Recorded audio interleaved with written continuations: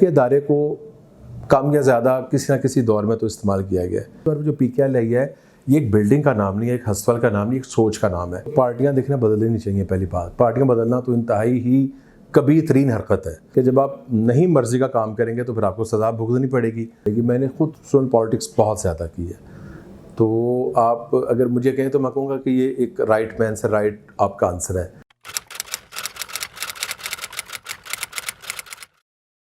دیکھیں, جمہوریت کا مطلب تو یہی ہے کہ یہ لوگوں کے لیے اور لوگوں کے ساتھ ہے, اس وجہ کوئی شک نہیں, اور یہ معنوی لحاظ سے یہ بات بالکل درست ہے. لیکن اس کا عملی موازنہ جو معاشرے میں ہے نا, وقت کے ساتھ ساتھ آتا ہے. پاکستان ایک جمہوری طریقے سے ہی وجود میں آیا ہے, اور قائد اعظم کی قیادت میں پورے برصغیر کے مسلمانوں نے جدوجہد کی ہے, قربانیاں دی ہیں اور اس ملک کو حاصل کیا ہے. اس کے بعد ظاہر ہے کہ پاکستان ایک اسلامی جمہوریہ پاکستان, اور اس کا جو جتنا بھی اسٹرکچر ہے گورنمنٹ کا وہ جمہوری نظام پہ ہی قائم ہے, اور وقت کے ساتھ ساتھ میں سمجھتا ہوں ذاتی طور پہ کہ جمہوریت مضبوط ہو رہی ہے. کیونکہ اگر آپ تھوڑا غور کریں تو یہ پہلا موقع ہے پاکستان میں کہ آج 14واں سال ہے جمہوریت چل رہی ہے. تو میں سمجھتا ہوں کہ جمہوری کارکنوں کی, پاکستان کی سیاسی جماعتوں کی بہت بڑی کامیابی ہے.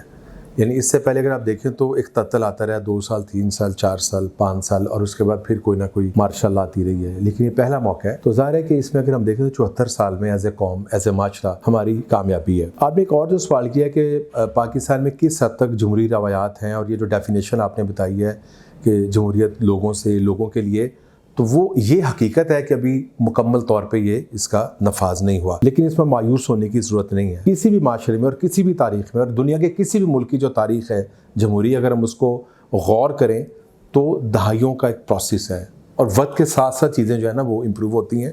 اب مجھے یقین ہے اس بات کا کہ ہماری نسل یا مجھ سے پہلی نسل نے جو سیکریفائز کیا ہے ایز اے معاشرہ, ایز اے پاکستانی جمہوریت کے لیے, ہماری جو آنے والی نسلیں ہیں وہ انشاءاللہ اس کے ثمرات سمیٹیں گی, اور وقت کے ساتھ ساتھ چیزیں جو انشاءاللہ وہ بہتر ہوں گی.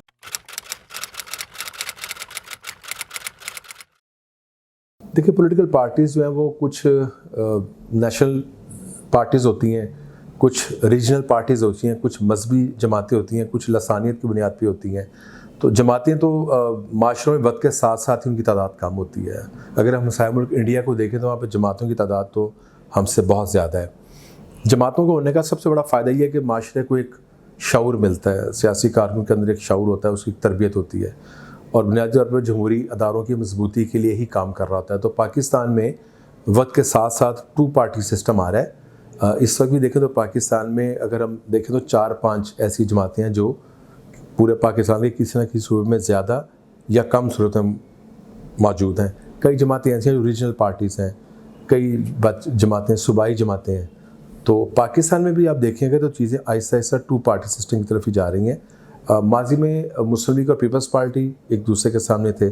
آج 4-5 جماعتیں ہم کہہ سکتے ہیں کہ بڑی جماعتیں ہیں, یا 6 کہہ سکتے ہیں, جیسے تحریک انصاف ہے, مسلم لیگ نون ہے, پاکستان پیپلز پارٹی ہے, جمعیت علماء اسلام ہے فضل الرحمان صاحب کی, اس کے بعد عوامی نیشنل پارٹی ہے, MKM ہے, کاف لیگ ہے. تو جماعتوں کا حجم کم یا زیادہ, بلوچستان کی اپنے ڈائنامکس ہیں تو ان کا حجم کم یا زیادہ ہو سکتا ہے, لیکن پاکستان میں جماعتیں بھی بہت زیادہ نہیں ہیں, کچھ ریجنل جماعتیں موجود ہیں. تو وقت کے ساتھ ساتھ آپ دیکھیں لوگ قومی دھارے میں آ رہے ہیں, اور جماعتیں جو ہے نا وہ پھر 2-3 پارٹی جو سسٹم ہے وہی آ رہا ہے پاکستان میں.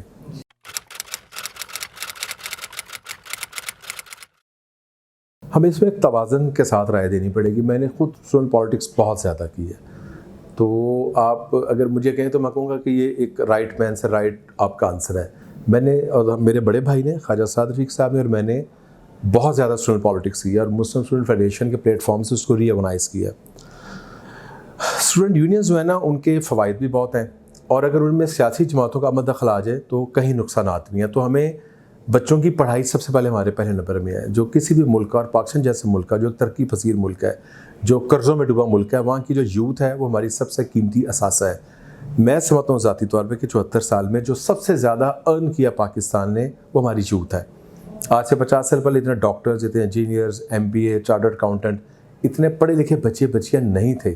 اگر مجھ سے کوئی پوچھے اس قوم کی ارننگ کیا ہے 74 سال کی, تو وہ ہمارا ہیومن ریسورس ہے یوتھ کا, جو ہیومن ریسورس ڈیولپمنٹ ہوئی ہے, جو پڑھے لکھے بچے ہیں. اسٹوڈنٹ یونینز میں بچوں کا بالکل اسٹوڈنٹ کونسل ہونے چاہیے, تقریری مقابلے ہونے چاہیے, ڈرامیٹک سوسائٹیز ہونی چاہیے, ٹورز ہونے چاہیے, ادبی محافل ہونے چاہیے.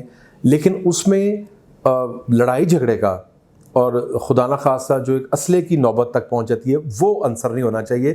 تو اسٹوڈنٹ ادارے بالکل ہونے چاہیے, اسٹوڈنٹ کونسل ہونی چاہیے, لیکن ان کی ایک لمیٹیشن ہونی چاہیے, اور وہ ایک نصابی وغیر نصابی سرگرمیوں میں ان کی مدد ہونی چاہیے. لیکن میں سمجھتا ہوں ان میں سیاسی جماعتوں کا مدخل جو ہے نا وہ میرا خیال ہے وہ ایک نقصان والی بات ہے, کیونکہ میں پنجاب کا جنرل سیکرٹری رہا ہوں, بھائی پاکستان کے جنرل سیکرٹری رہے ہیں, تو میں اس پورے پروسیس سے گزرا ہوں. میں نے لوگوں کی زندگیاں ختم ہوتی بھی دیکھی ہیں, لوگوں کا تعلیمی کیریئر ختم ہوتے بھی دیکھا ہے. تو اگر آج مجھ سے آپ یہ پوچھیں ایز اے پاکستانی کے یا ایز اے ایک بندے کے جس کا قانون ساز ادارے سے بنانے سے تعلق ہے, تو میں یہ کہوں گا کہ سیاسی جماعتوں کا عمل دخل اس میں نہیں ہونا چاہیے, لیکن کالجوں میں, یونیورسٹیز میں اسٹوڈنٹ کونسل ضرور ہونے چاہیے, الیکشن ہونے چاہیے, الیکٹڈ لوگ ہونے چاہیے, تاکہ وہ آپ کے جو ایشوز ہیں وہ وائس چانسلر صاحب تک اور جو اکیڈیمک کونسلز ہیں اس تک ضرور پہنچے.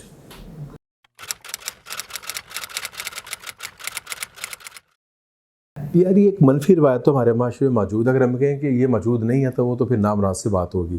ہمیں سچ تو بولنا پڑے گا. سچ تو یہ ہے کہ بہرحال یہ چیز ہے, کم ہے یا زیادہ ہے, تو یہ ہر جگہ کہیں نہ کہیں تو موجود ہے. اگر آپ پی کے ایل اے کی بات کریں تو پاکستان کڈنی لیور انسٹیٹیوٹ ایک بہت ایک پاکستان کے لیے میں سمجھتا ہوں کہ ایک سنگ میل ہے, ایک گیم چینج تھا یہ ادارہ. اور یہ میاں شفاش صاحب کا وین تھا. پروفیسر سعید اختر صاحب جس کو روح رواں تھے, جو امریکہ میں ایک بہت بڑے ٹرانسپلانٹ سرجن ہے کڈنی کے, وہ آئے تھے. ان کا کنسیپٹ تھا, اور خالصتاً یہ ایک ٹرسٹ تھا, ایک بالکل ایک نیکی اور بھلائی کا کام تھا. میں چونکہ پہلے دن سے پہلی میٹنگ میں موجود تھا تو مجھے اس کے کنسیپٹ سے آگے ہی ہے. بنیادی طور پہ جو پی کے ایل اے ہے یہ ایک بلڈنگ کا نام نہیں ہے, ایک ہسپتال کا نام نہیں, ایک سوچ کا نام ہے. تو پی کے ایل اے کے لیے جب ہم بات کرتے ہیں تو پہلے اس کا کنسیپٹ کو سمجھ ضروری. کنسیپٹ ہے کیا؟ دیکھیں, ہیلتھ میں نے 8.5 سال کام کیا ہے. ہیلتھ کے 2 اہم پہلو ہیں ہر ملک میں, امریکہ ہو, یورپ ہو, یا برطانیہ ہو, یا پاکستان ہو, سری لنکا ہو, یا انڈیا. دیکھیں, ایک اس کا پرہیز ہے, کروٹی پارٹ ہے, ایک اس کا وہ پارٹ ہے جس میں مریض آتا ہے. تو ایک آپ نے پریونٹیو پہ جانا ہے, ایک آپ نے کروٹی پہ جانا ہے. پریونٹیو یہ ہے کہ ہیپاٹائٹس جو ہے اس کو معاشرے سے منیمائز کریں, کیونکہ آپ لاکھوں ٹرانسپلانٹ نہیں کر سکتے. ایک ہے کہ جو مریض آ چکے ہیں ان کے ٹرانسپلانٹ کا بندوبست کریں. تو پی کے ایل اے کا بنیادی مقصد یہ تھا کہ ایک تو وہاں پہ لیور ٹرانسپلانٹ ہو, کڈنی ٹرانسپلانٹ ہو, اور اس کے بعد اگر ہمیں اللہ موقع دے تو ہم ہارٹ ٹرانسپلانٹ پہ جائیں. پھر ہم وہاں پہ کیڈاورک ٹرانسپلانٹ پہ جا رہے تھے, یعنی جن لوگوں کی ڈیتھ ہو جاتی ہے ان کی زندگیوں میں اعضاء کی ڈونیشن کا ایک پروگرام بنائیں جو پوری دنیا میں ہے. اور جب ان کی ڈیتھ اناؤنس کر دی جائے تو جو ول سے اپنی کہہ دے اور اس کے لوائقین مان جائیں, تو اس کی پھر آنکھیں, اس کی کڈنی, اس کا لیور کسی کے کام آ جائے. جیسے عبدالساریدی صاحب نے اپنی آنکھیں کسی کو ڈونیٹ کر دی. تو وہ ایک کنسیپٹ تھا. تیسرا کنسیپٹ اس میں یہ تھا کہ پورے پاکستان کے ہر ڈسٹرکٹ میں اور ڈسٹرکٹ کے بعد تحصیلوں میں کلینکس بنائے جائیں. ہم نے 22 کلینکس بنا چکے تھے ہم, جن کا کام یہ تھا کہ جتنے بھی ڈسٹرکٹ کی آبادی ہے وہ وہاں پہ رجسٹر ہو, ان کی ارلی اسکریننگ ہو, اور جو دنیا میں ایسے بیسٹ دوائیاں ڈیکلاسواڈی ایک خاص سطح تک جب وہ آپ کو ہیپاٹائٹس کا انفیکشن ہو تو اس کو کنٹرول کر سکتی ہیں. تو آپ نے جہاں پہ اس لوڈ کو کم کرنا ہے وہاں ٹرانسپلانٹ کے سرجنز بھی نئے بنانے ہیں. تو ایک تو وہاں ٹریننگ انسٹیٹیوٹ تھا, ایک اس کے ساتھ پریونٹیو پہ بھی ہم نے کام کرنا تھا. بدقسمتی سے جب حکومت بدل رہی تھی تو آنریبل جو سپریم کورٹ کے جج تھے ثاقب نثار صاحب, انہوں نے بھی اس پہ ایک ان کا میں سمجھتا ہوں کہ رویہ مناسب نہیں تھا. اور میں چونکہ اس کا نہیں شاہد ہوں, اور میرے سامنے ہوتا تھا سعید اختر صاحب کے ساتھ, میں بھی وہاں پہ ملزم کے طور پہ روسٹرم پہ کھڑا ہوتا تھا اس عدالت میں, وزٹ بھی میں نے ساتھ کیا. تو میں سمجھتا ہوں یہ بات درست ہے کہ جو بھی اچھے پروجیکٹس ہیں وہ کسی بھی حکومت کو, جیسے چوئی پرویز رائی صاحب ہم سے پہلے وزیر اعلیٰ تھے, ریسکیو گورنمنٹ 2 انہوں نے شروع کیا تھا, بہت اچھا کام کیا تھا. وہ 5-6 اضلاع تک لے کے گئے تھے اس پروگرام کو. جب شہباز صاحب آئے تو ہم 10 سال میں اس کو تحصیل لیول تک لے گئے. ان کے دور کا سرجیکل ٹاور تھا میو کا, آپ دیکھیں سرجیکل ٹاور کتنا خوبصورت بنایا, اور ہم نے اس کو امپروو کیا. وہ ایک کھنڈر عمارت تھی جب ہمیں وہ ملی تھی.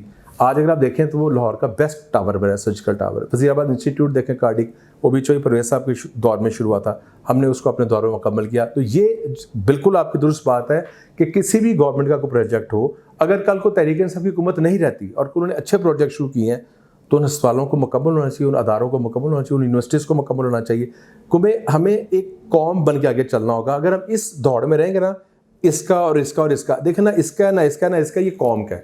تو ہمیں تو قوم کے لیے کام کرنا ہے. تو یہ ہمارے اندر اتنا دل ہونا چاہیے, ہمارے اتنا قلب جو ہے وہ وسیع ہونا چاہیے کہ ہم ایک دوسرے کی چیزوں کو برداشت کریں اور بحیثیت قوم آگے اپنا سفر کریں.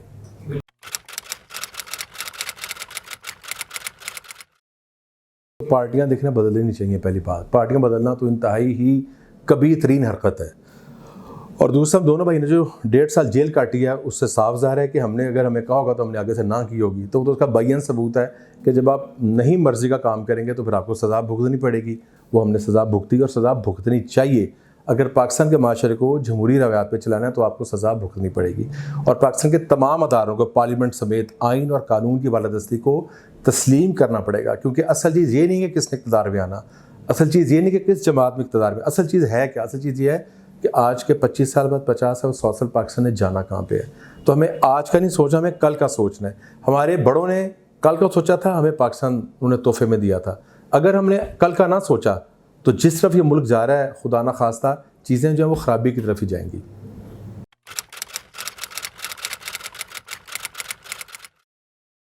یہ بڑی افسوس والی بات ہو رہی ہے، پاکستان کا ویسے اہم ایشو ہے۔ میں خود سمجھتا ہوں کہ اس ملک میں بہرحال ہم مانے نہ مانے تو ایز اے معاشرہ ایک بہت بڑی تعداد ہے جو خرابی میں مبتلا تو ہے۔ نیب کے ادارے کو کم یا زیادہ کسی نہ کسی دور میں تو استعمال کیا گیا ہے۔ اس دور میں چونکہ اس کو بہت زیادہ استعمال کیا گیا اور وہ چیزیں روز روشنی کی طرح عیاں ہوئی ہیں۔ جتنے بھی کیسز، چاہے وہ میرا کیس ہو، میرے بھائی کا ہو، شریف فیملی کا ہو، خورشید شاہ صاحب کا کیس ابھی آیا ہے، جتنے بھی کیس آئے ہیں، شاہد خاقان صاحب کا، رانا ثناء اللہ صاحب کا، تو عدالتوں سے جو اس میں تفصیلی فیصلے آئے ہیں ان میں چیزیں عیاں ہو گئی ہیں۔ میں سمجھتا ہوں کہ ہمیں اداروں کی عزت کے لیے کام کرنا ہے، یعنی تحقیقاتی ادارے جتنے بھی ہیں ان کی رسپیکٹ ہونی چاہیے، لیکن اپنی رسپیکٹ ان کے اپنے ہاتھ میں ہے کہ وہ اگر تو انصاف کا بول بالا کریں گے تو لوگ عزت کریں گے، اگر وہ انصاف کا بول بالا نہیں کریں گے، ٹارگٹ کے ساتھ چیزوں کو کریں گے۔ اگر پاناما آتا ہے تو نواز شریف صاحب کو سزا اس لیے ہوتی ہے کہ وہ اپنے بیٹے سے تنخواہ نہیں لیتے، تو باقی جو سینکڑوں کی تعداد میں فیملیز موجود ہیں ان کا تو کوئی آج تک احتساب نہیں ہوا۔ تو احتساب اگر ایک تکڑی کے ساتھ ہوگا، انصاف کے ساتھ ہوگا، انصاف نظر و نظر آئے گا تو اس کا اوورآل معاشرے کو فائدہ ہوگا۔ تو میں ذاتی طور پہ سمجھتا ہوں کہ نیب میں تو بہت زیادہ ریفارمز کی ضرورت ہے، اور بعض لوگوں کا تو موقف ہے کہ نیب کو بند کر دینا چاہیے، لیکن اگر آپ نے نیب کو بند کرنا ہے پھر سرکاری محکموں کا جو آڈٹ سسٹم ہے وہ ہمیں بہت سخت کرنا پڑے گا۔ اور مجھے اگر کبھی موقع ملا دوبارہ بحیثیت وزیر کے تو جس محکمے سے میرا تعلق ہوگا میں قانون سازی اس میں ضرور کرواؤں گا، اور اس کا جو آڈٹ سسٹم انٹرنل اور ایکسٹرنل اس کو میں بہت بہتر کروں گا، اور میری یہ خواہش ہوگی کہ جو لیکیج ہے اس کو کم سے کم کروں۔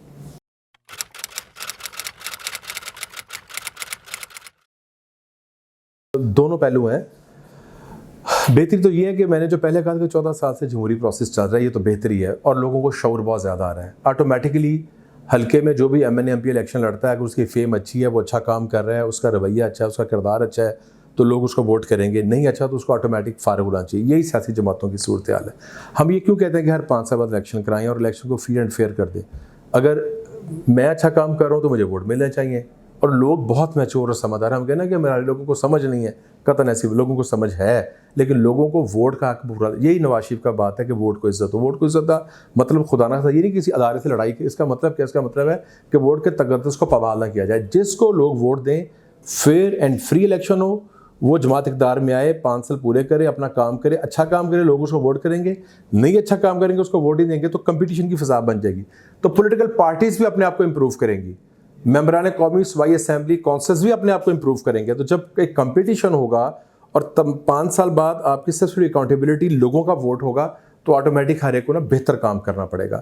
تو میں یہ سمجھتا ہوں ذاتی طور پہ کہ پاکستان میں جمہوری قوتیں مضبوط ہوئی ہیں، جمہوری ادارے مضبوط ہوئے ہیں وقت کے ساتھ، لیکن ابھی سفر بہت باقی ہے۔ لیکن سیاسی جماعتوں کو بھی اپنی جماعتوں میں ریفارمز کرنے کی ضرورت ہے، ریفارم کریں، ڈیموکریٹک جو ایٹیچیوڈ ہے اپنی جماعتوں میں بھی لے کے آئیں تاکہ سیاسی کارکن پیدا ہوں۔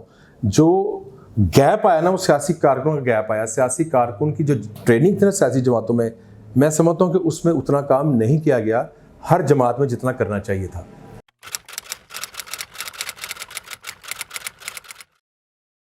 یار جماعتوں میں دیکھیں پسند ناپسند تو ہے، لابیزم بھی ہے، یہ سارا کام تو ہے، لیکن جو میں نے پہلے بات کی کہ اگر جماعتوں کے اندر بھی جمہوری روایات کو فروغ دیا جائے گا، ڈیموکریٹک پروسیس جماعتوں کے اندر مزید بہتر ہوتا جائے گا وقت کے ساتھ ساتھ، جو کہ ہو رہا ہے ہر سیاسی جماعت میں۔ ایک دوسرے سے پوچھ گچھ شروع ہو چکی ہے، قیادت سے پوچھا جاتا ہے، مشورہ کیا جاتا ہے، یہ بہت سلو ہے لیکن یہ آہستہ آہستہ ہر جماعت میں آ رہا ہے۔ تو آٹومیٹک جماعتوں کے جو اندر سسٹم ہے نا وہ بہتر ہوتا جائے گا، کیونکہ ایک پروسیس ہوگا وزڈم کا، اجتماعی وزڈم کا، 4-6 لوگ فیصلہ نہیں کریں گے، میکسیمم لوگ فیصلہ کریں گے۔ تو آپ کی جو باڈی وہ یونین کونسل شروع ہوتی ہے، یو سی ہے، پھر صوبائی حلقہ ہے، قومی حلقہ ہے، ڈسٹرکٹ ہے، صوبہ ہے، مرکز ہے، تو کئی فورمز موجود ہیں، ان فورم کو مضبوط کرنے کی ضرورت ہے۔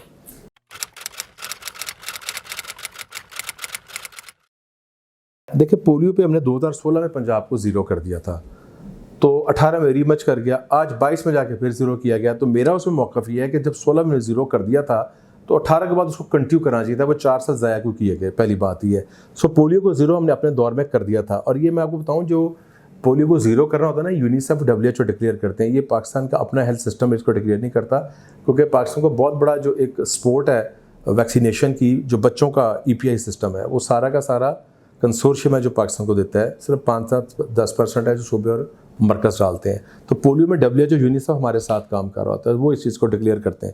تو میں سمجھتا ہوں کہ پولیو پہ تو اب دیکھیں پشاور سالوں سال ان کی حکومت رہی ہے, اب جا کے پشاور کنٹرول کیا گیا, اس کو بہت پہلے کنٹرول کیا جانا چاہیے تھا.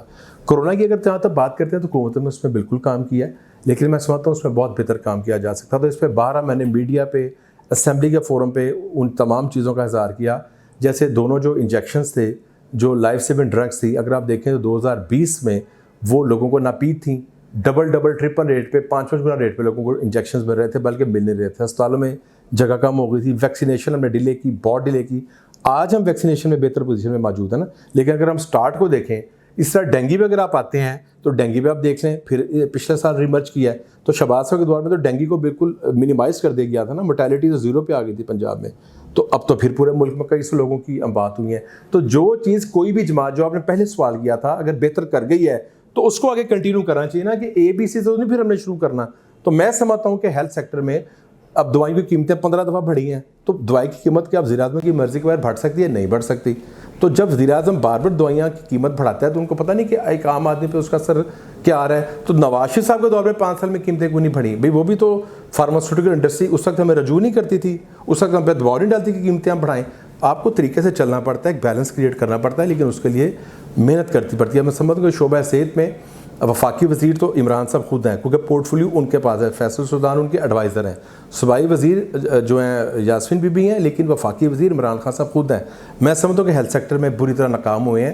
جو کرونا کا آپ نے بات کی ہے اس میں گورنمنٹ نے ضرور کام کیا, لیکن جو کام کیا ہے شہباز صاحب ہوتے اس سے بہت بہتر کام کرتے.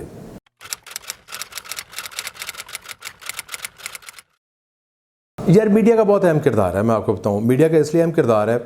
مجھے اچھی طرح یاد ہے کہ شاید میں ابھی اسکول سے کالج میں آیا تھا اور ٹائٹینک ایک مووی آئی تھی, اور اس کے پوسٹر میں اندرون شہر رہتا تھا لوہاری, جو جوتی بنانے کا کارخانہ تھا وہاں بھی اس کے لگے ہوئے تھے. اس سے مجھے اندازہ ہوا کہ یار یہ میڈیا تو اتنا کہ امپورٹنٹ ہے اور اس کا اتنا کہ امپورٹنٹ رول ہے, تو پاکستان کے میڈیا کو بہت ہی ذمہ داری سے کردار ادا کرنا ہے. میں آپ کو بتاؤں 99 میں نے PTV میں کوئی 1 سال ایز اے میزبان کے کام کیا, ایز اے اینکر کیا, اور میرا جو پروگرام تھا اس کا نام تھا پاکستان میرا دل میری جان. اس کا مقصد کیا تھا؟ اس کا مقصد یہ تھا پاکستان کے جتنے بھی ہیروز ہیں اس میں ISPR کے ساتھ میں نے بہت کام کیا, جو شہدا اور غازی تھے, بے شمار ان پہ ایپیسوڈ بنائے.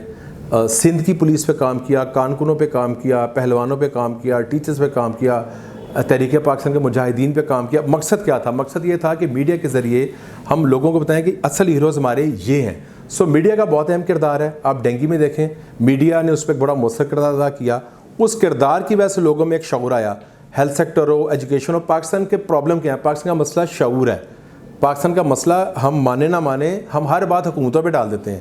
ساری چیزیں حکومتیں نہیں کر سکتی, کچھ نہ کچھ اس معاشرے کی اپنی بھی ذمہ داری ہے. مثلاً آپ نالوں کا حشر دیکھیں, نالوں میں جو سارا سالڈ ویسٹ ڈال رہا ہے یہ کون ڈال رہا ہے؟ اوپن نالوں میں جو وہاں کے ہمارے بھائی دکاندار ہیں وہ سارا شام کو جو ویسٹ ہے وہ نالے میں ڈال دیتے ہیں. اس کو کون سا محکمہ جو سارا دن صاف کر سکتا ہے؟ گلی محلوں کا جو اپنے گھر کا سالڈ ویسٹ ہے اس کو کیا گلی میں پھینکنا مناسب ہے؟ کیا اس کو شاپر میں ڈال کے ہم ڈسٹ بن میں نہیں ڈال سکتے؟ تو کچھ چیزیں ایسی ہیں, جیسے پولیو کی بھی آپ نے بات کی تھی. اگر پولیو کو آپ ذرا دیکھ لیں تو پولیو کے جو گھر گھر جا کے ہم کمپین کرتے ہیں, قوم کو پتہ ہے اس پہ کتنا پیسہ ان کا اپنا لگ رہا ہے. صرف 14-15 ارب روپیہ پنجاب میں تنخواہیں ہیں خواتین کی, صرف تنخواہیں, اس کے علاوہ اخراجات علیحدہ ہیں. تو اگر وہی پیرنٹس اپنے بچوں کو سینٹر پہ لے جائیں, یونین کونسل کا سینٹر ہے, اور وہاں جا کے قطرے پلا دیں پولیو کے, تو 20 سے 25 ارب سال کا تو پنجاب کا وہ بچ سکتا ہے. تو یہ میں نے آپ کو ایک مثال دی ہے. سو میڈیا کا بڑا اہم کردار ہے, اور میڈیا کو پینیٹریٹ کرنا ہے لوگوں کے ذمہ دار شہری کا, ان کو ڈائنمکس بتانے ذمہ دار شہری کی ذمہ داری کیا ہے. تو بہت اہم کردار ہے میڈیا کا. تھینک یو سو مچ. شکریہ بیٹا, بہت مہربانی.